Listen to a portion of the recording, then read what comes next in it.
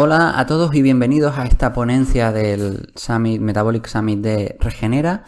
Soy Néstor, muchos ya me conocéis, soy un absoluto apasionado de la fisiología y uno de los fundadores de Regenera, y lo que pretendo en la charla de hoy es realmente transmitiros que estamos delante de un cambio de paradigma del enfoque médico actual, donde vamos a recuperar algunos de los factores ambientales más determinantes para comprender nuestra salud. Espero que cuando acabemos esta ponencia tengáis mucho más claro por qué aparecen muchas de las enfermedades que tenemos actualmente y por qué en muchos casos no es suficiente, no solo con un enfoque que trascienda al manejo de los síntomas, sino que en muchos casos nos quedamos en un plano intermedio cuando nuestras herramientas terapéuticas principales son la alimentación y la actividad física. Bueno, esta ponencia se llama Metabolismo y Salud Cerebral. Nos hemos pasado al lado oscuro. ¿Y por qué al lado oscuro? Porque si hablamos del cerebro, vamos a hablar de un sistema corporal con una altísima demanda energética y con una altísima densidad mitocondrial, en la que, como veremos, esta capacidad de responder a las demandas energéticas de nuestro cerebro dependen en un factor muy alto en la relación que tengamos con el sol. Y pasarnos al lado oscuro es quedarnos en oscuridad. No es casualidad que todos hayamos experimentado un cambio en nuestro estado anímico cuando no nos da el sol, y simplemente mirar al sol ya ha demostrado, exponerse al sol por la mañana ya ha demostrado que tiene cambios metabólicos, cambios en la normalización de la glucemia y cambios en nuestro estado anímico. También se ha comprobado que la depresión tiene un componente circadiano extremo, pero como veréis, esto incluso va más allá de este componente de las bases moleculares de la expresión circadiana de nuestros genes. Bueno, sobre todo esto vamos a hablar y filosofar. Estoy encantado de hacerlo juntos y creo que una de las conclusiones que sacaremos es que la acción es impulsada por una emoción. La emoción es impulsada por las hormonas. Las hormonas son impulsadas por los ciclos y los ciclos son impulsados principalmente por la luz solar. Vamos a por ello. Mi recomendación es que os sentéis a disfrutar. Desde una perspectiva de introducción más teórica, iremos adentrándonos en los mecanismos específicos. Así que nada, vamos a por ello. Lo primero que nos tenemos que plantear es que, bueno, el ser humano sí se encuentra en el límite, está en el borde de un cambio de paradigma. Claro, ¿no? Cuando yo miro a este señor viendo el precipicio, veo que en el precipicio tenemos cáncer, patología cardiovascular, Alzheimer, diabetes, artritis, patologías autoinmunes, patologías neurológicas, que es de lo que estamos hablando aquí, y que a pesar de que la inversión estimada para este año es de 309.000 millones de dólares y que la inversión, por ejemplo, en un solo medicamento, de las 4 fases para el desarrollo de un solo medicamento es de entre 1 y 3.000 millones de dólares, ¿cómo puede ser que a pesar de esta cantidad ingente de dinero, y no solo dinero, sino de recursos humanos y tecnológicos que destinamos a la investigación, no hemos curado ni un solo caso de todas estas patologías? No hemos curado ni un solo caso de Alzheimer. Está disparada la diabetes, la obesidad es una pandemia que está pasando aquí, ¿no? Y eso nos hace plantearnos nuestros cimientos. Como dijo Thomas Kuhn, si ante un problema determinado, a pesar de la inversión de esfuerzos, el problema continúa, hay que volver a plantearse las premisas iniciales.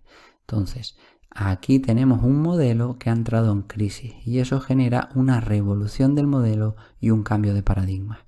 Y eso es lo que nos tenemos o lo que nos estamos planteando actualmente. ¿Cuáles son los paradigmas actuales? Pues la filosofía médica occidental se basa en 2 conceptos. La primera se remonta a un gran médico y anatomista que se llama Vesalius, que fue el primero en registrar e ilustrar con precisión la anatomía humana en función de sus hallazgos que hacían autopsias y disecciones. Esto condujo a una mejor comprensión del cuerpo humano y a unas técnicas quirúrgicas muchísimo más mejoradas. Aportó muchísimo al conocimiento. Y además permitió la segmentación del cuerpo y la especialización de las ramas médicas. Gracias a él, hoy tenemos oftalmólogos, cardiólogos, neurólogos, estomatólogos, y generó realmente un gran avance. Pero claro, hay un corolario del que muchas veces no se habla o no se tiene en cuenta. De este modelo se extrae que si uno tiene un dolor de cabeza, va al neurólogo porque se asume que hay algo malo en la cabeza. La idea que se instaló es que si tienes un síntoma específico en un tejido, esto se deberá a un defecto específico de ese tejido. La otra premisa fundamental en la que se basa la filosofía médica actual es que la información se transmite siguiendo las leyes mendelianas, ¿no? Pues la información está en los cromosomas y en la recombinación de estos cromosomas es cómo transmitimos la información. Por lo tanto, si un desorden se presenta en una familia, si sigue las leyes mendelianas es genético y si no es que es ambiental. Pero veremos que esto entra en crisis cuando entendemos que hay una parte de nuestra información celular no presente en el núcleo, sino presente en unos órganos celulares concretos que son las mitocondrias que no siguen las leyes mendelianas. Y quizás ha llegado el momento de que nos demos cuenta que a pesar de que estas dos grandes premisas nos han aportado mucho, han agotado su capacidad de servirnos en pro de entender nuestro cuerpo y recuperar la salud. La vida no es solo anatomía. La anatomía debe ser animada para estar vivos, ¿no? Ya lo dijo Newton. Toda materia es inanimada a no ser que sea activada por energía. El hecho de que tú seas algo animado o yo sea algo animado indica que uno de los factores más importantes es sin duda el flujo de energía. Y no lo estábamos teniendo en cuenta, ¿no? La vida, por tanto, es una interacción entre la materia, la anatomía, la energía y la información para la anatomía y la información para la energía. Si entendemos, y al final intuitivamente esto es fácil de entender, que la energía es importante para que los órganos funcionen, cualquier defecto energético puede afectar a todos aquellos tejidos que tengan una demanda energética mayor. Y si hay un tejido que está a la vez solicitando un exceso de consumo energético, por ejemplo un sistema inmune hiperactivo, va a hacer que otros órganos sufran.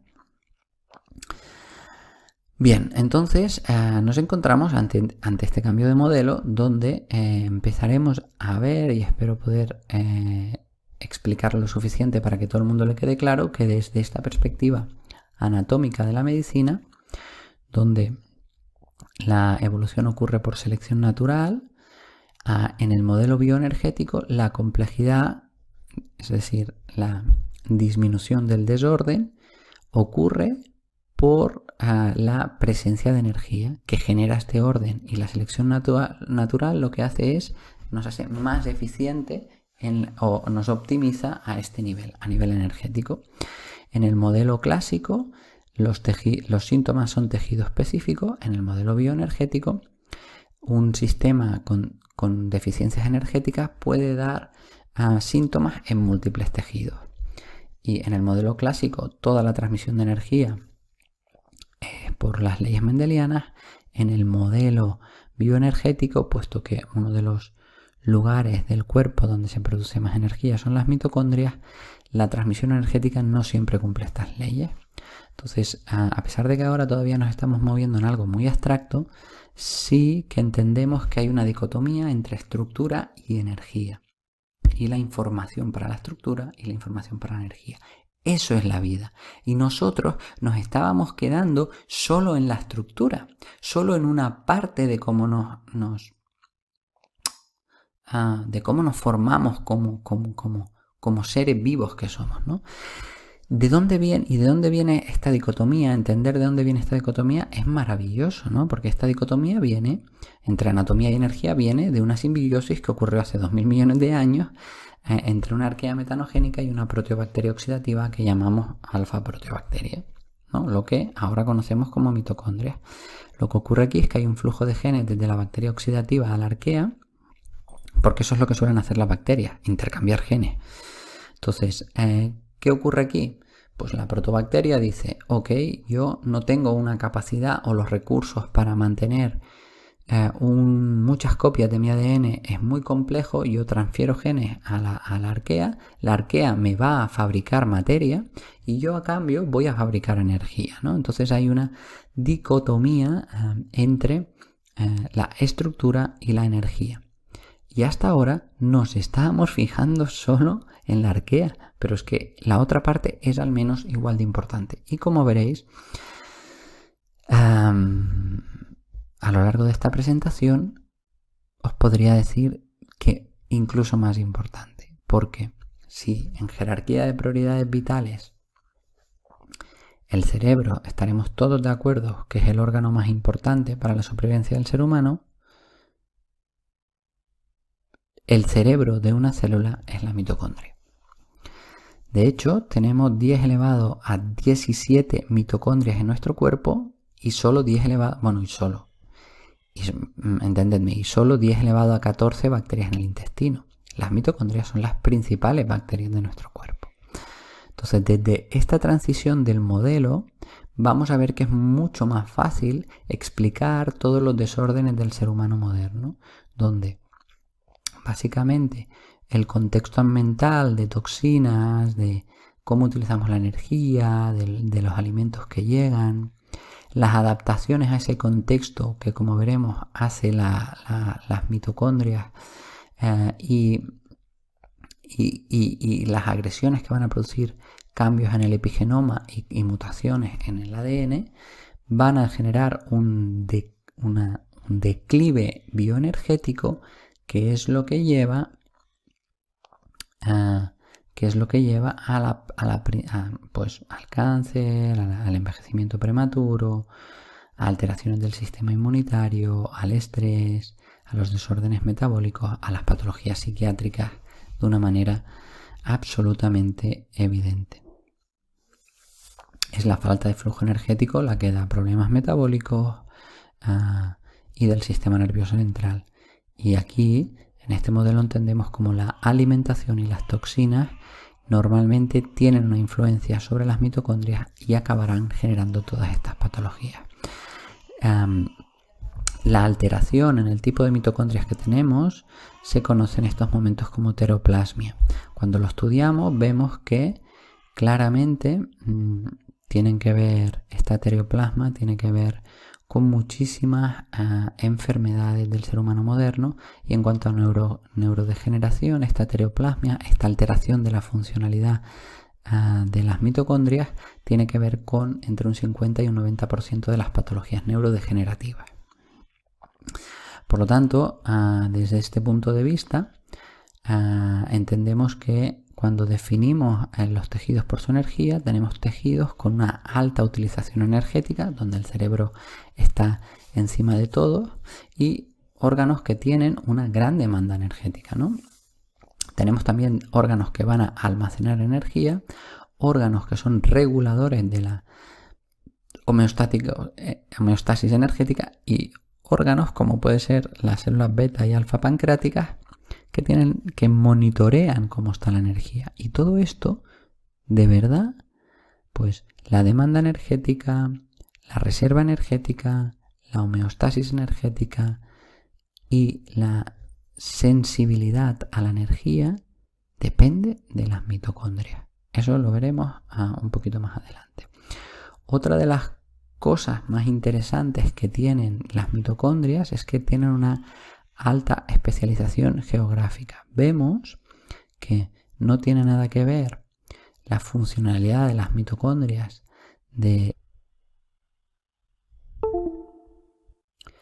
que las que pues viven aquí en Siberia, ¿no? Básicamente, aquí tienes que escaparte de un león, aquí tienes que calentarte.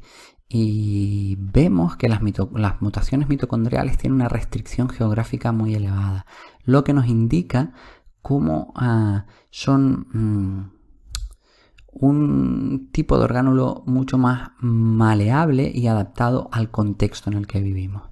También podemos ver cómo las mitocondrias tienen la capacidad de generar una mejor o peor respuesta al contexto y cómo las agresiones del contexto afectan claramente a las mitocondrias. Por tanto, las mitocondrias regulan nuestra respuesta al estrés y los eventos traumáticos impactan en nuestras mitocondrias. Todo esto nos lleva a que ahora, como vemos, pues empieza a adquirir un protagonismo extremo el conocimiento de las mitocondrias y el estudio de las mismas y de la cantidad de artículos que se publicaban sobre genes en el núcleo ha ido disminuyendo mientras que vamos entendiendo en este cambio de paradigma todo lo que las mitocondrias hacen por nosotros. Como veréis, vais a flipar y va muchísimo más allá que la producción energética. Entonces, en este nuevo modelo se barajan dos tipos de índices: el Mitochondrial Health Index, que es este de aquí, o el Bioenergetic Health Index. ¿Cómo es mi capacidad energética, mi reserva de capacidad energética? ¿Cómo tengo mi capacidad de producir ATP? Y a nivel mitocondrial, pues cuando mis mitocondrias funcionan bien, pues hay pues más copias de ADN mitocondrial, hay más enzimas del ciclo de Krebs, hay una buena producción energética de los complejos 1, 3, 4. Y cuando esto se ve afectado, hay una alteración en la producción energética y esta alteración es la que nos lleva a patologías neurodegenerativas, inmunitarias, cáncer, metabólica y envejecimiento. Deciros también que esto no es de un día para otro, ¿no? Digamos que hay una capacidad de reserva mitocondrial muy elevada, ¿no? Por eso estas patologías rara vez, a no ser que haya un tipo de mutaciones mitocondriales muy específicas, se presentan al inicio de la vida. Sino lo que vemos es que en esta heteroplasmia, cuando tenemos el 100% de mitocondrias normal, pues todo es maravilloso y perfecto, vamos adquiriendo alteraciones en nuestras mitocondrias y hay un umbral donde normalmente se calcula que cuando hay una alteración de más del 70% de las mitocondrias es donde se desarrolla la patología, ¿no? Y esta patología, por tanto, todo lo que tiene que ver con agresión a nivel mitocondrial, si tiene algún órgano en el que se va a manifestar, es sin lugar a dudas el cerebro. Y una salud mitocondrial es una neuroprotección que nos va a proteger a la mayor parte de manifestaciones del sistema nervioso central. A mí me gusta pensar, aunque queda un poco, que incluso a nivel agudo, cuando sufrimos una crisis de ansiedad, básicamente hay esta típica estrategia, ¿no?, de inhalarse monóxido de carbono, ¿no? Entonces, en realidad, ¿esto qué es? Es una señal de actividad mitocondrial, es decir, que energéticamente nos hemos puesto las pilas, ¿no? Entonces, me gusta, al menos a nivel metafórico, entender que si mi cerebro ve que energéticamente vamos a ser capaces de responder, el propio cerebro se calma. Pero bueno, a lo que quería llegar hoy, para que entendamos por qué tenemos que, para llegar luego a las intervenciones y cómo estas tienen que cambiar, es a dónde tenemos que situar las mitocondrias en estos momentos y por qué tienen tanta influencia en el cerebro, repito, por la alta densidad mitocondrial, ¿no?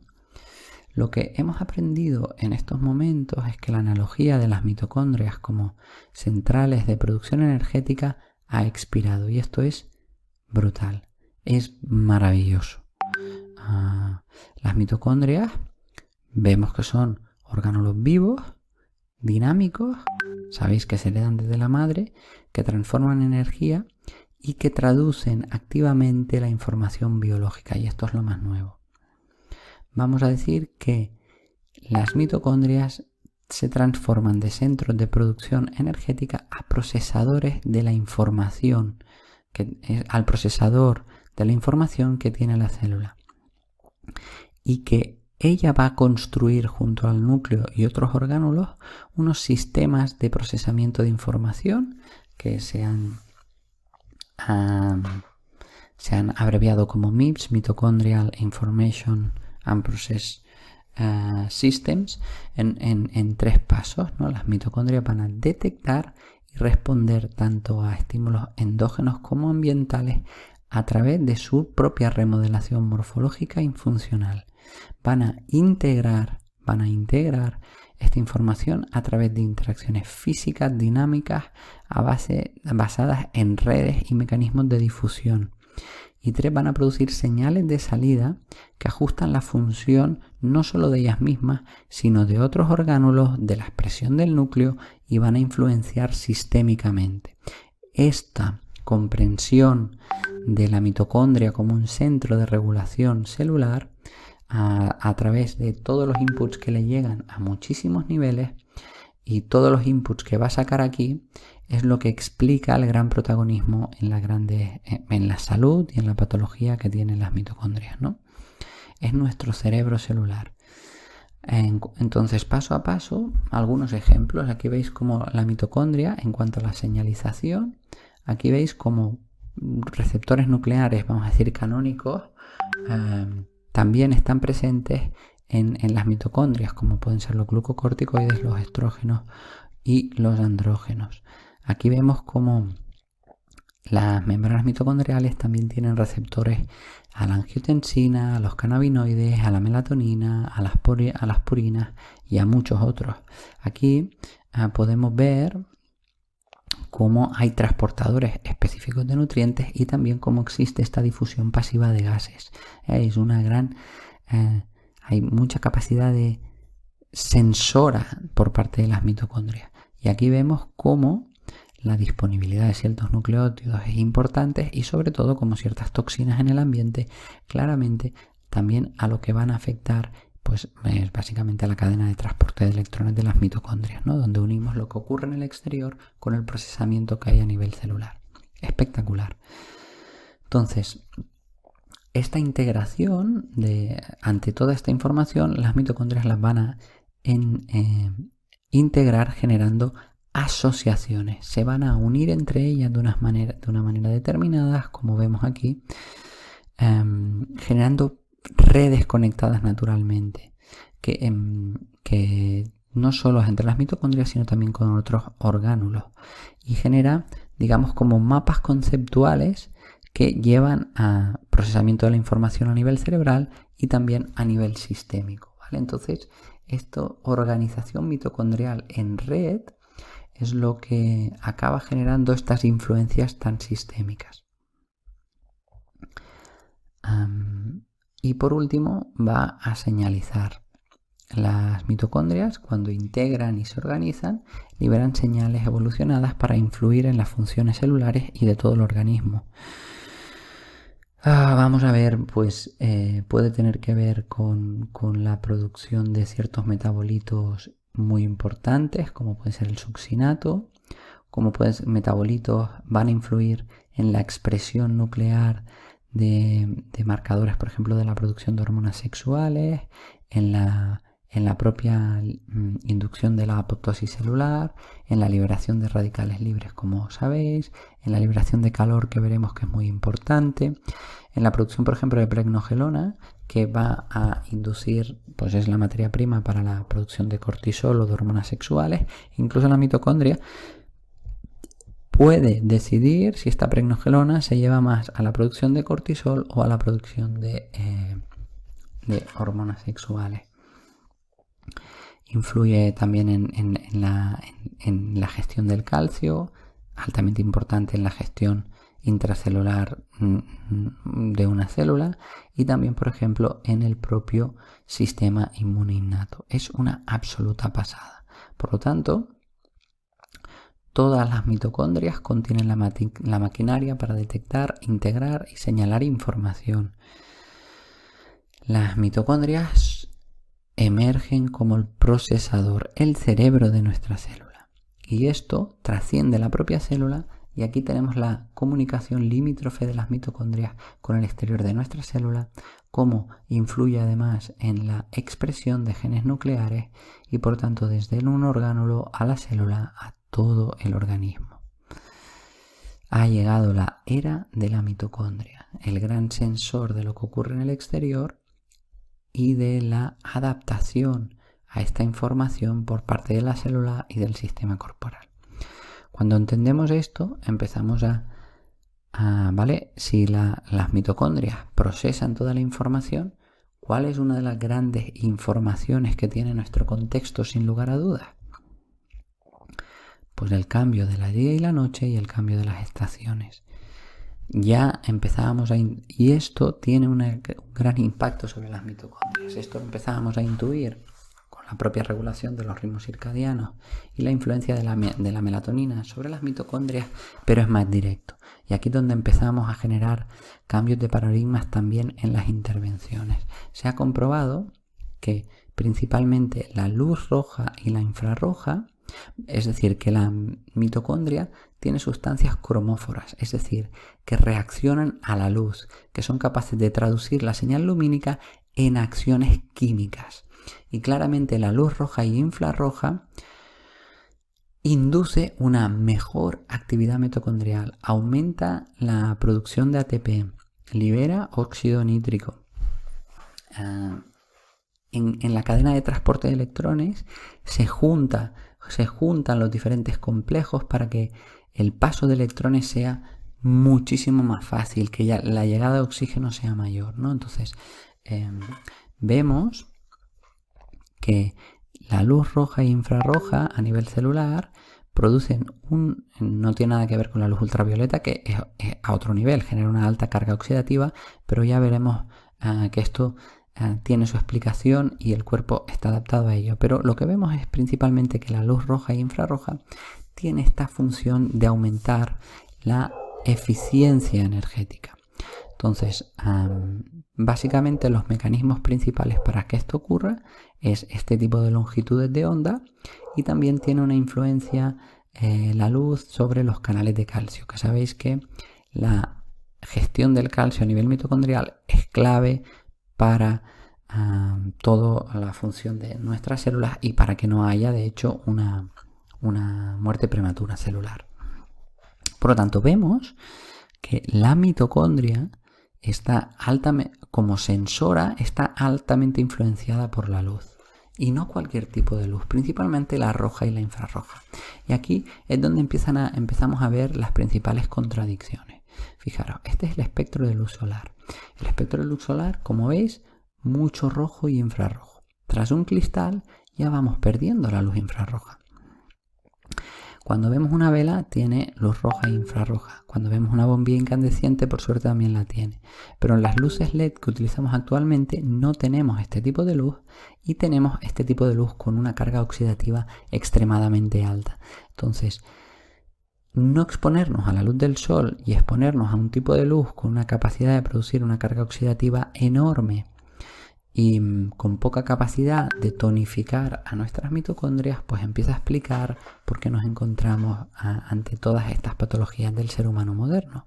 Porque en definitiva, nosotros hemos evolucionado con la luz. Y hasta esta primera barra de aquí, las fuentes de luz que teníamos consumían oxígeno y producían humo. Y por lo tanto, tenían un factor limitante porque nos ahogábamos. Estas de aquí es un primer cambio potentísimo, pero producen calor, y este es el segundo factor limitante, y al menos producen luz infrarroja. A partir del paso de la bombilla incandescente al fluorescente de mercurio, los ingenieros eliminan el calor. Entonces estas luces frías dan más luz y no nos hacen sentir calor, que podría ser otro límite a estas luces artificiales. Y por lo tanto, de los fluorescentes ya pasamos a las luces LED, que también son luces frías. Bien, recapitulando, tenemos por tanto que en el modelo bioenergético ponemos en el centro a las mitocondrias. Que las mitocondrias mejoran su funcionalidad con la exposición a la luz solar. Pero no a todo el espectro de luz solar, sino principalmente a la luz roja y infrarroja. Cuando vemos cómo ocurre la alteración de la luz a lo largo del día, ¿no? Cuando No, cuando sale el sol tenemos principalmente luz roja visible y luz infrarroja.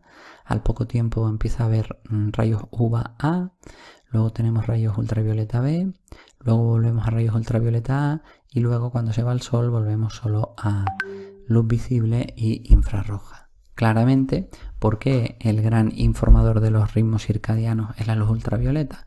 Porque aparece y desaparece, mientras que la luz infrarroja está constantemente siempre y cuando no estemos detrás de un cristal, ¿no? Como veréis, además tiene una capacidad de penetración la luz infrarroja mucho mayor, que también es muy importante. La otra gran información es, pues si estamos en verano o en invierno, esto también va a generar una adaptación de nuestras mitocondrias, ¿no? Ya hemos visto que hay un link entre las características geográficas y que nuestras mitocondrias básicamente nos van a permitir producir calor o energía según la información que llega del exterior. Pero bueno, cuando entendemos que la luz roja e infrarroja tiene esta función tan importante sobre nuestras mitocondrias y que el 50% de todo el espectro de luz del sol es luz infrarroja, ostras, nos damos cuenta que vivir siempre detrás de un cristal es perdernos la mitad de la información que nos llega desde el sol. Y esto es muy potente, más allá cuando sabemos que es justamente este tipo de luz la que induce la funcionalidad de nuestras mitocondrias. Además, muy interesante cuando hablamos de luz solar, su penetración. La luz infrarroja penetra a capas mucho más profundas del tejido. Nada que ver con la luz ultravioleta, que es la que más se queda en la superficie. ¿Y qué hace? Mientras que la luz ultravioleta es altamente oxidativa, la luz infrarroja genera no solo una información determinada a nivel visual y a nivel de piel, una mayor penetración, sino que induce a una remodelación del tejido, una producción de antioxidantes, una vasodilatación. Digamos que cuando yo me expongo a todo el espectro de luz solar,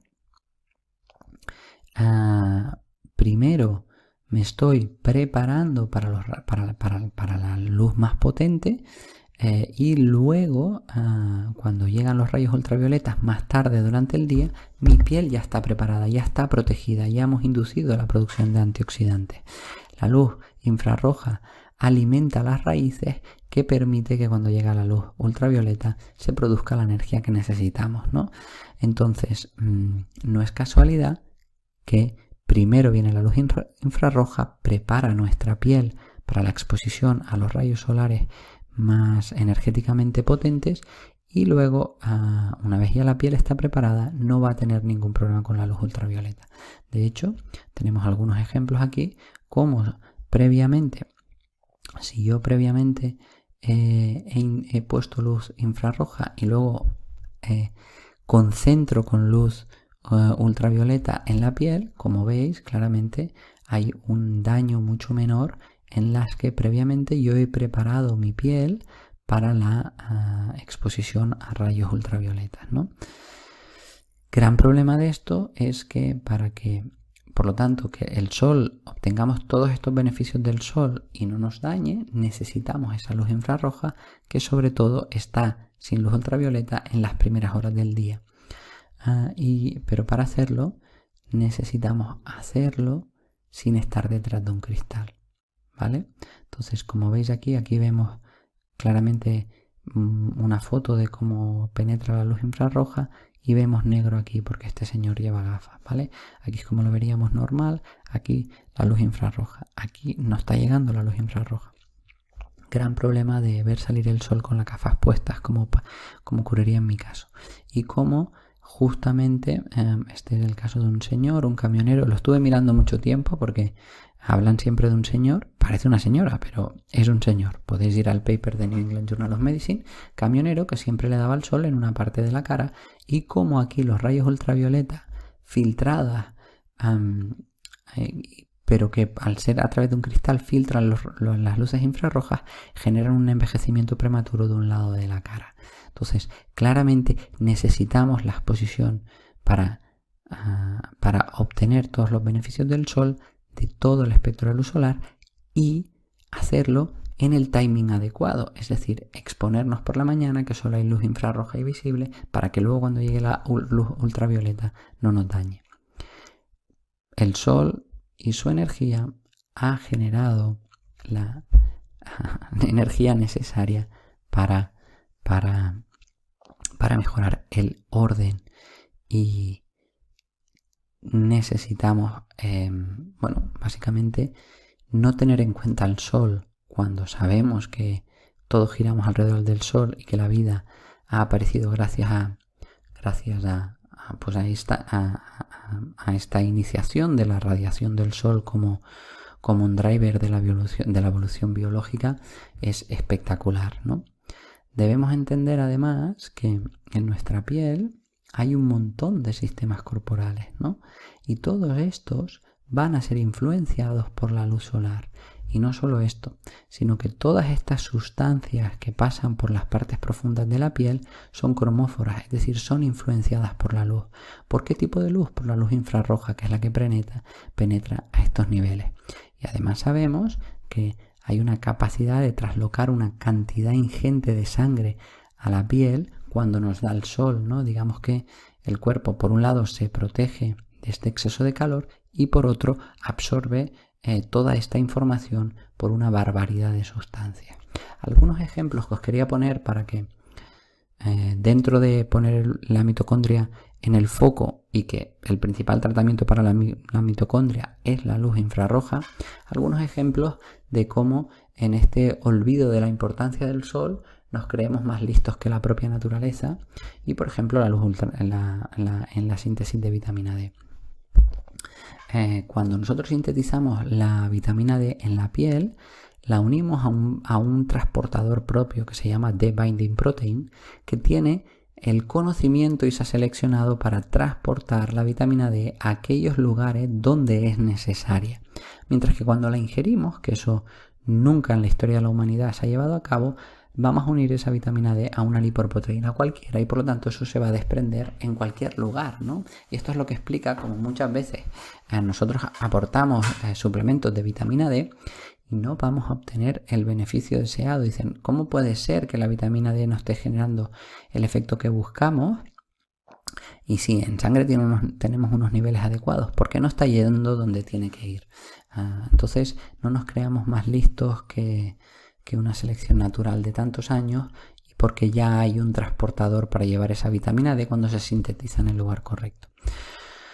Antes de que llegara esta énfasis en el abordaje químico manejado por síntomas y donde el paradigma es un síntoma o medicamento, el sol se utilizaba para muchos factores y de hecho Niels Rieberg recibió el Premio Nobel de Medicina en 1903 por el tratamiento de la manifestación de la tuberculosis del lupus vulgaris, que se trataba básicamente con exposición al sol.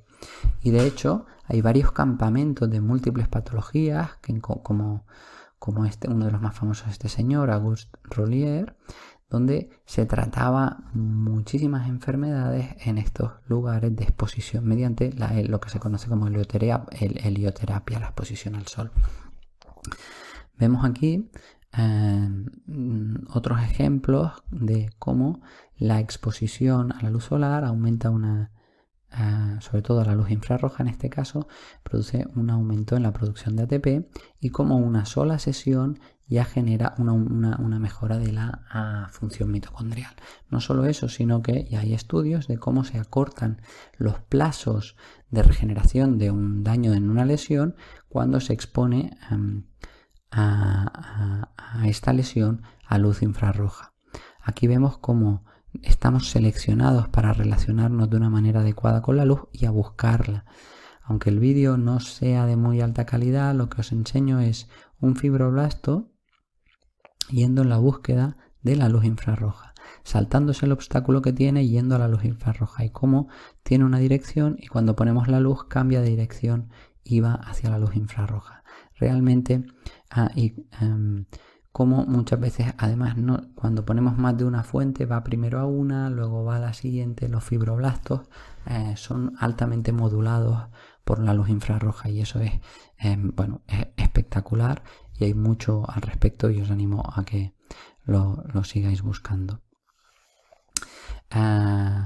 Y es justo lo contrario de lo que ocurre pues en estas tribus que encuentran atractivo este tipo de fibrosis de las heridas, que básicamente para obtenerlos hacen una herida y la tapan con una ceniza para que no le dé el sol, y esto es lo que produce los queloides, ¿no? Porque la curación natural de las heridas depende de la luz solar, y con esta ceniza lo que hacen es cegar al fibroblasto para que no recupere bien la herida.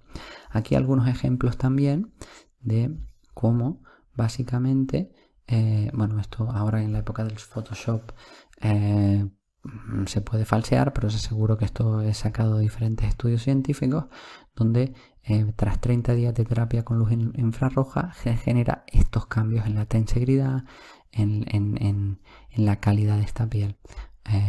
Otros ejemplos también con el acné. Este es un ejemplo muy interesante donde se trata la psoriasis, que normalmente se trata con rayos UVA, porque los rayos UVA a priori frenan la proliferación de los keranocitos, pero solo con luz infrarroja durante 8 semanas, 2 veces a la semana. Este es el autor que hace estos estudios, y también los anteriores, que se llama Alexander Kunz, un alemán, uno de los popes en la fotobiomodulación, ¿vale? Por tanto, primeras conclusiones. Es el momento de un cambio de paradigma desde un modelo anatómico a un modelo bioenergético. La mitocondria es un sensor del ambiente e influye en la respuesta específica a las señales del contexto. La mitocondria usa electrones, luz roja y oxígeno para fabricar ATP, agua y CO2.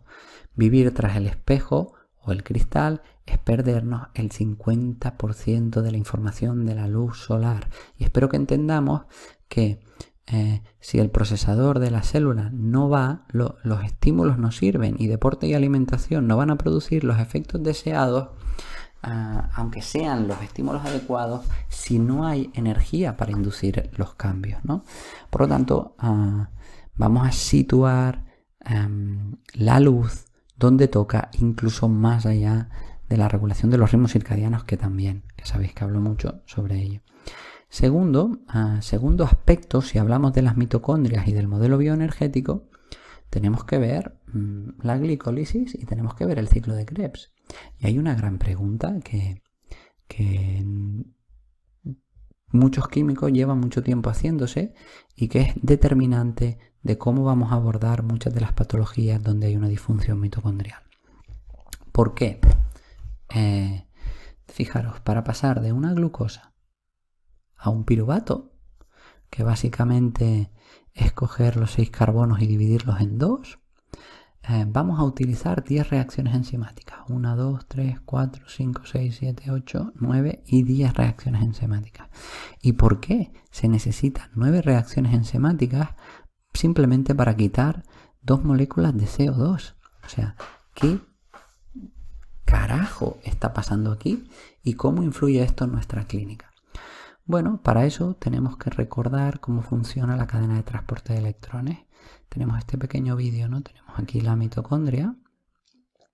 Sabéis que la mitocondria tiene estos lugares donde está la cadena de transporte de electrones que acaba en el complejo 5 o en la ATP sintasa, que básicamente aquí se ha acumulado un gradiente de protones de hidrógeno que va a permitir que esta alta concentración pasen por aquí, y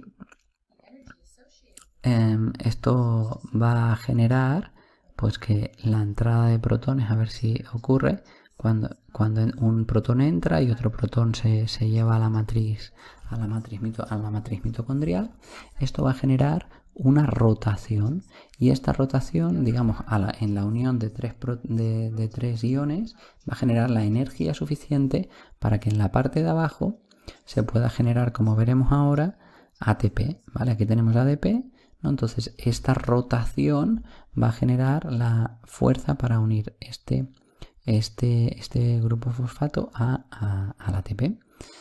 Esto, que ha parecido muy lento, genera unas 9000 rotaciones por minuto. Un poco para que os hagáis una idea, cuando vemos un superbólido llega a 7000 revoluciones por minuto. Entonces esto va rapidísimo, genera un campo magnético, va a generar mucho calor y va a una velocidad extremadamente alta. ¿Y por qué es importante esto? Porque cuando miramos esta proteína, la ATP sintasa, ¿no? Aquí vemos, digamos que está girada, ¿vale? Por aquí entran los protones y se van enganchando en el complejo este C10, y aquí tenemos una arginina cargada positivamente. Como el protón por este gradiente es capaz de engancharse aquí y aquí hay una fuerza positiva, esto va a hacer que rote de esta manera tan rápida. ¿Pero qué puede ocurrir? Bueno, un poco para que os hagáis una idea, solo algunos datos. Esta unidad C10 tiene capacidad de unir a 10 protones a 9000 revoluciones por minuto. Esto quiere decir que se transfieren 90.000 protones por minuto. Esto significa que se liberan 1500 protones al matrix mitocondrial por segundo. Esto es una velocidad extrema, porque el reciclaje de ATP tiene que ser extremo. Sabéis que nosotros solo como metabolismo basal vamos a hacer un reciclaje de ATP en un día de nuestro propio peso. Si pesas 70 kilos, 70 kilos de ATP, 70 kilos extra si corres una maratón, ¿vale? Entonces, aquí hay una particularidad que encontramos en la naturaleza, que es un isótopo del hidrógeno. Este hidrógeno que utilizamos para que rote la ATP sintasa tiene un isótopo que es el deuterio. El deuterio tiene la misma carga, pero no, en vez de tener solo un protón y un electrón, tiene también un neutrón y por lo tanto pesa el doble, ¿vale? Tiene el doble de masa. Por lo tanto, si este deuterio entra en el nanomotor de la ATP sintasa, fíjate, tiene el doble de masa y se lo va a cargar, ¿no? Claramente, desde un punto de vista químico, el deuterio pesa mucho y además es mucho más difícil disociarlos de este nanomotor y por lo tanto altera la velocidad en que movemos esto e incluso lo rompe, hace temblar el rotor. No funciona de la misma manera. Y esto hace que realmente esta presencia natural de 155 partes por millón en un millón de hidrógenos es baja, pero si llega este deuterio a la ATP sintasa nos la vamos a cargar y vamos a tener que destinar un montonazo de recursos a repararla. Por eso la célula tiene diferentes mecanismos para captar ese deuterio y liberarlo en sangre. Y para que os hagáis una idea, es el elemento de más presencia en la sangre, ¿vale? Es el ion con una diferencia muy grande, con una presencia mucho mayor en la sangre. ¿Por qué? Porque todo el que va llegando normalmente desde los carbohidratos lo vamos liberando en la sangre. Y ahí juega su papel, que eso ya hablaríamos otro día sobre esto. Pero cuando entendemos esto, de golpe, esa pregunta que nos hacíamos inicialmente de ¿por qué tantas reacciones para generar solo la división de estos 6 carbonos de la glucosa en 2 piruvatos? Es porque en cada paso vamos a mover hidrógenos y vamos a sustituir estos hidrógenos por hidrógenos presentes en la propia célula de lo que se conoce como el agua mitocondrial o el agua de la matriz, que probablemente está libre de deuterio. Entonces vamos a ir sustituyendo todos los hidrógenos. ¿Para qué? Para asegurarnos que lo que vamos a oxidar y lo que va a llegar a la mitocondria no tiene ningún deuterio. Y luego, una vez ya los hemos sustituido, y aquí lo que vemos es que los hemos quitado completamente, los vamos aquí en el ciclo de Krebs, vamos a reincorporar esos hidrógenos con este agua que os comentaba, este agua de la matriz mitocondrial o agua metabólica que se llama, que es absolutamente libre de deuterio. Por lo tanto, tenemos unos pasos muy complejos, pero que entendemos por qué, principalmente para liberarnos de deuterio. Hasta ese punto es importante para la célula que no haya un exceso de deuterio. Entonces tenemos este agua metabólica y por lo tanto simplemente este agua metabólica, que es el resultante de la producción energética del paso 4 en el complejo 4 de la cadena de transporte de electrones, donde aquí ya ha llegado este hidrógeno protegido, no es un pez que se muerde la cola, protegido de no presencia de deuterio, ¿no? Este agua metabólica no es banal. En condiciones basales las mitocondrias producen medio litro de agua en un día y un manatoriano produce un hectolitro de agua y, como os decía, un tarno verde al menos 60-70 kilos de ATP. Desde esta perspectiva, ¿qué es lo que vemos? Vemos que la glicólisis es una secadora metabólica que extrae los hidrógenos de la glucosa para evitar que haya deuterio. Y el ciclo de Krebs es una lavadora metabólica que añade agua metabólica a los intermediarios del ciclo para que ese hidrógeno, que no es deuterio, se pueda utilizar para la síntesis de ATP. Brutal, ¿no? Este es un estudio para que veáis, ¿no? Un poco linkando sistema nervioso central, producción de energía y deuterio. Como este es un estudio del propio gobierno de Estados Unidos donde hay una correlación extrema. Ya sabéis que correlación no es causalidad, pero sí que es algo que tenemos que tener en cuenta, entre nivel de deuterio en el agua de grifo y prevalencia de depresión. ¿Por qué? Porque la fuente de donde viene el agua que consumimos tiene mucho que ver con el deuterio. El deuterio, ahora os enseñaré dónde está a nivel de alimentos, pero también está muy presente en el agua de mar, ¿no? Entonces, cuando nuestra fuente de agua es cercana al agua de mar, es mucho más probable que tenga deuterio. Por lo tanto, el agua que bebemos también deberíamos controlar el deuterio que tiene. ¿Qué más cosas tienen mucho deuterio? Principalmente los carbohidratos. Los carbohidratos tienden a acumular mucho más deuterio, mientras que la grasa y la proteína animal mucho menos. ¿De acuerdo? Entonces, una característica importante, el agua de coco tiende a acumular unos niveles muy altos de deuterio. Entonces, la gente que está todo el día tomando agua de coco, que sepa que está aumentando las probabilidades de generar una disfunción mitocondrial. Por lo tanto, segundo gran factor en el modelo bioenergético.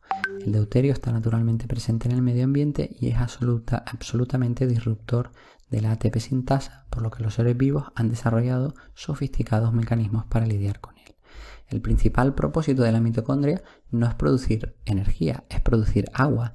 Este agua permite al ciclo de Krebs producir energía y a los animales sobrevivir en el desierto o en el océano.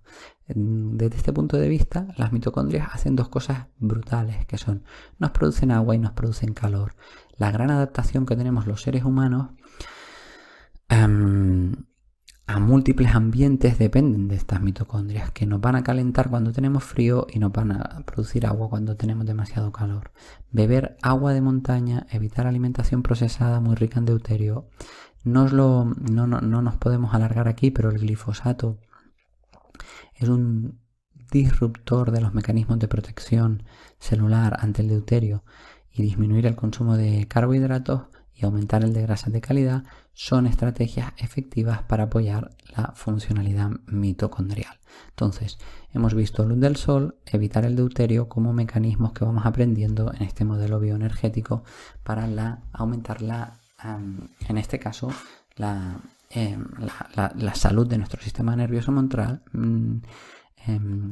central y esta relación tan alta con el metabolismo, ¿no?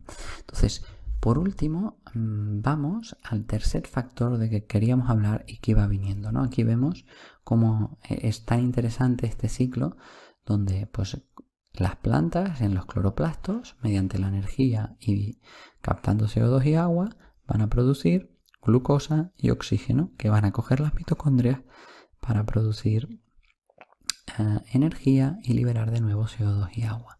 Y este agua que generamos, ¿no? De siempre hemos hablado de que para generar vida necesitamos luz y agua, ¿no? Sol y agua.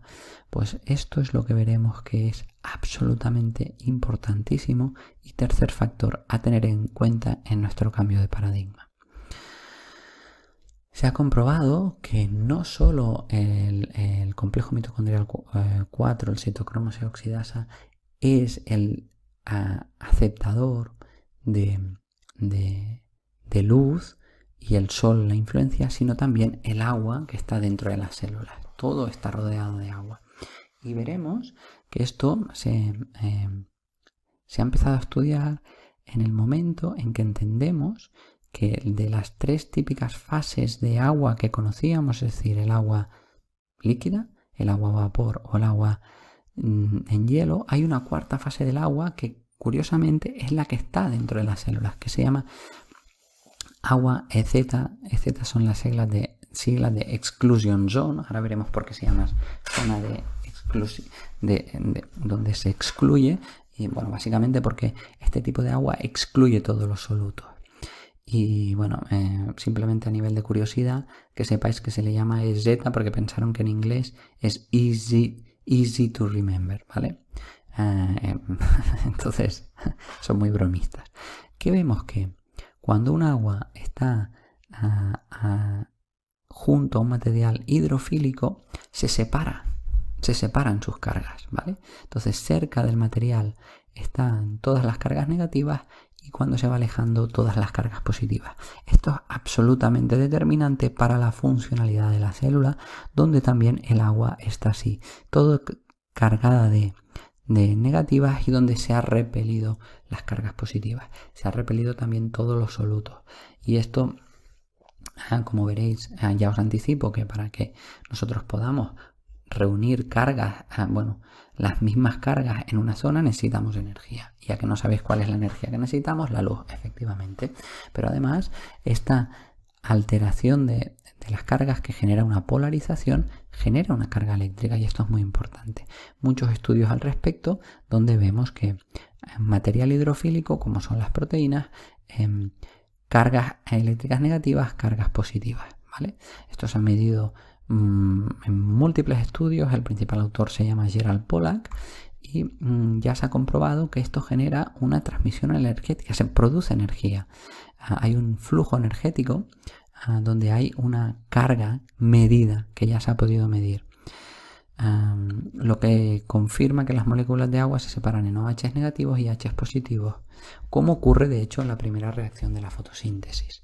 ¿Y qué es lo que se ha descubierto? Se ha descubierto que esta zona de exclusión se expande con la luz. Es lo que le aporta esta energía al agua para generar una batería interna. ¿Y cuál es la luz más efectiva? ¡Ostras! La luz infrarroja, la que nos estamos perdiendo por estar detrás de un cristal. Es así de fuerte. Y vemos cómo produce energía mecánica, cómo el agua es capaz de traducir la energía lumínica en energía mecánica. Aquí lo podemos ver en este pequeño estudio y veréis el impacto biológico que esto tiene. Aquí vemos, cogen,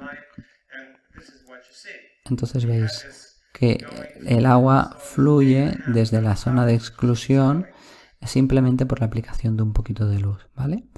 ¿Qué aplicación importante tiene esto? Tiene entonces que para que el agua fluya a lo largo de un microtúbulo, como se ve en este estudio, necesita absorber energía y traducirla en energía mecánica. Entonces digamos que el agua está haciendo lo mismo que hacen las plantas, está captando esa luz. Y si hay un sistema donde esto va a ser determinante, es sin lugar a dudas el sistema cardiovascular. La comprensión de cómo la luz se transforma, cómo la luz transforma el agua en esta 4ª fase, en lo que se llama agua EZ, genera o resuelve uno de los enigmas más importantes que teníamos, porque al fin y al cabo de la funcionalidad del aparato cardiovascular. Sabéis que los glóbulos rojos tienen entre 6 y 7 micrómetros de diámetro y tienen que pasar por capilares que en adultos jóvenes tienen 3-4 micrómetros de diámetro. Por lo tanto, se tienen que plegar, se tienen que doblar.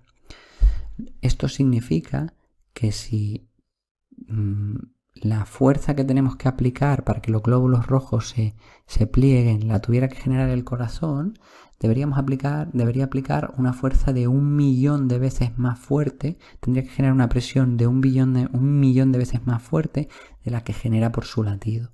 Entonces, es la propia luz la que, mediante la influencia sobre el agua y la producción de esta agua EZ, de esta cuarta fase, la que soluciona este gran dilema. Y una cosa, ¿a que no sabéis, además de la luz del sol, qué otra fuente de luz infrarroja tenemos en el cuerpo? Las mitocondrias. Las mitocondrias, con su actividad, producen luz infrarroja. Entonces la luz mejora las mitocondrias, mejora la producción de energía y también las mitocondrias ya inducen este agua. Por eso es tan importante la densidad mitocondrial y por su influencia también sobre el agua. De hecho, podemos ver como en este estudio, por ejemplo, como el agua en los animales, como la sangre sigue fluyendo post-mortem, cuando el corazón ya ha parado de latir. Y esto, si aplicamos luz infrarroja, cómo aumenta la velocidad de una manera importantísima. Por lo tanto, la influencia de la luz infrarroja sobre el agua es clave para para multitud de funciones biológicas. La segunda es para la estructura de estas proteínas. Las proteínas van a coger la forma que tocan gracias a esta repulsión que generan todas estas cargas negativas. Pero para que este agua se forme y las proteínas se formen, necesitamos luz infrarroja, bien del sol, bien de la actividad de nuestras mitocondrias. Hasta ese punto llega. Por lo tanto, la mitocondria va a recibir luz roja, electrones y oxígeno y va a fabricar agua y además va a inducir que este agua se transforme en la cuarta fase, en agua EZ, ¿no? Por lo tanto, el agua se construye, el agua en su cuarta fase se construye con energía fotónica y el agua esta, como veréis, se va a ordenar y se recarga como una batería. Y por lo tanto es una fuente energética extrema. De hecho, déjame que ponga de nuevo esta imagen. Al final, si nos lo planteamos, nosotros tenemos un sistema de obtención de energía en el planeta que es mediante la luz, ¿no? Un sistema que no se agota, que está constantemente y de golpe, bueno, decidimos que más allá de las plantas van a aparecer los animales.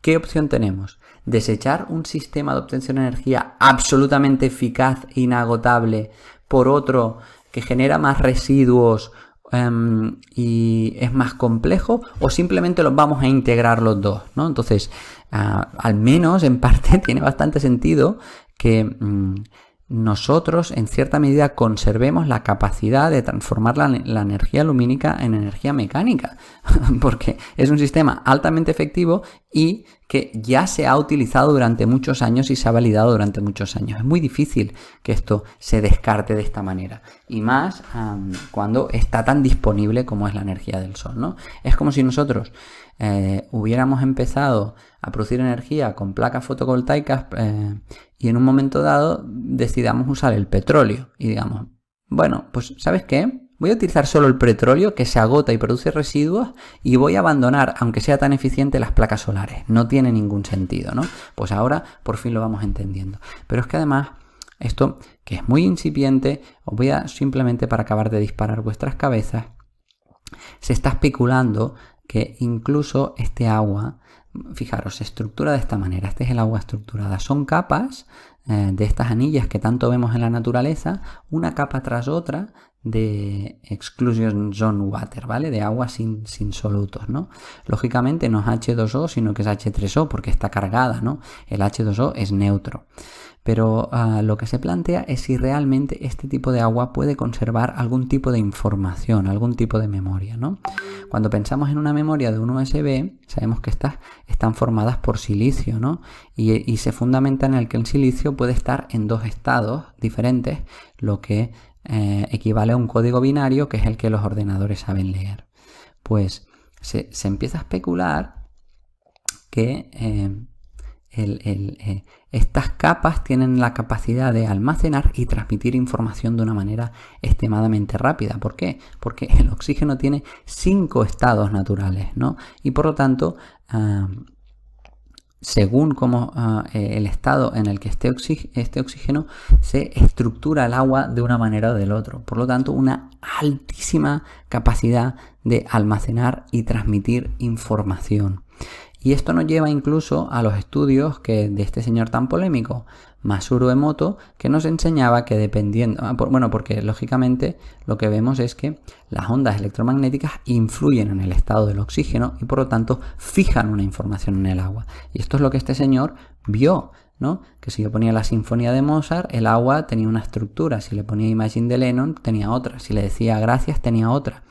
Si le ponía un heavy metal, tenía otra. Y si le digo estorbas das asco, tiene otra estructura. Y para mí esto cuadra con otros estudios importantísimos que estamos llevando a cabo que tienen que ver con la coherencia cardíaca. Y espero, si me dais un segundo, que os lo una a todo, ¿no? Sabemos que la coherencia cardíaca es un modo funcional altamente eficiente que se asocia con una mayor capacidad de autorregulación, utilización de los recursos energéticos y beneficios relacionados con la cognición, la salud y el comportamiento. Cuando una coherencia cardíaca es un pulso constante incluso entre microlatidos, que no tiene que ver con la frecuencia cardíaca, sino entre microlatidos.